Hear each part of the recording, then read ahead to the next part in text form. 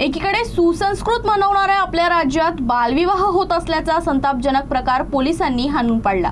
नरखेड तालुक्यात घडलेल्या या घटनेनंतर प्रचंड संताप व्यक्त करण्यात येत आहे। नेमकं काय घडलं पाहूया स्पेशल रिपोर्ट। सावित्रींच्या लेकींसोबतचा अन्याय कधी थांबणार? नरखेडमध्ये 8वीच्या लेकीचा बालविवाह रोखला। 15 वर्षाच्या लेकीला बालविवाहाच्या आगीतून वाचवलं। पोलिसांच्या तत्परतेनं अल्पवयीन मुलीचं आयुष्य उद्ध्वस्त होण्यापासून वाचलं। आपण सुशिक्षित झालो आणि स्वतःला सुसंस्कृत म्हणवणाऱ्या काहींच्या थोबाडावर चपराक मारणारी घटना नागपूरच्या नरखेड तालुक्यात घडली। धार्मिक कार्यक्रमाच्या नावाखाली एका अल्पवयीन मुलीचा बालविवाह केला जात होता। मात्र पोलिसांच्या प्रसंगावधानानं हा अनर्थ टळला आणि लेकीचं आयुष्य वाचलं।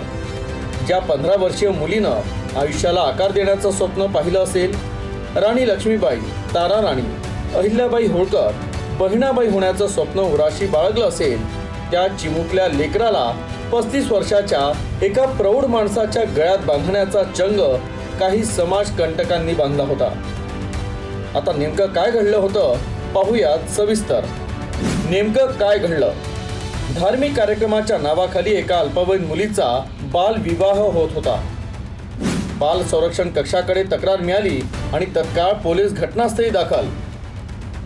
कोंढाळी पोलिसांकडून अल्पवयीन मुलीची सुटका, मुलीची वैद्यकीय तपासणी करून पुढील संरक्षणासाठी बालगृहात दाखल। आयोजक आणि उपस्थितांवर कठोर कारवाईची दाट शक्यता। पॉस्को कायद्यानुसार कारवाई करण्याचा थेट इशारा। आता या घटनेत पोलिसांच्या प्रसंगावधानतेनं एका लेकीचं आयुष्य मातीमोल होता होता वाचलं। या संपूर्ण प्रकरणात काही सवाल उपस्थित होतात। ते असे की UCN न्यूजचे काही सवाल। चंद्रावर जाण्याच्या बाता मारणारे आता गप्प का? गावातल्या कुणीही बालविवाहाला विरोध का केला नाही? लग्नातील वऱ्हाडी काय गोडधोड झोडायला आले होते का? मुलीच्या आईवडिलांची नेमकी भूमिका काय? आता या संपूर्ण प्रकरणावर नागपूरचे पालकमंत्री चंद्रशेखर बावनकुळे यांनी देखील प्रतिक्रिया दिली आहे। नरखेड तालुक्यात एक 15 वर्षीय मुलीचा बालविवाह पुलिस केस झाली आहे। SP आमची कारवाई करताय। पुलिस केस झाली आहे। SP आमची कारवाई करताय। किमान आपल्या परिसरात अशा घटना घडत असेल तर डोळ्यावर पट्टी बांधून घटनेचं भांडवल करण्यापेक्षा आवाज उठवा आणि पुढे या, असं आवाहन आम्ही UCN न्यूजच्या माध्यमातून करतोय। सावित्रीबाई फुले आणि अहिल्यादेवी होळकर यांच्या राज्यात मुलींची हेळसांड सुरू असल्याचं दिसू लागलं आहे। लोक सुशिक्षित तर झाली आहेत, पण मात्र स्वतःसाठी असं काहीसं चित्र दिसू लागलंय। मात्र ही घटना समाजाला आरसा दाखवण्यासाठी पुरेशी आहे का, असं म्हणणंही वावग ठरणार नाही।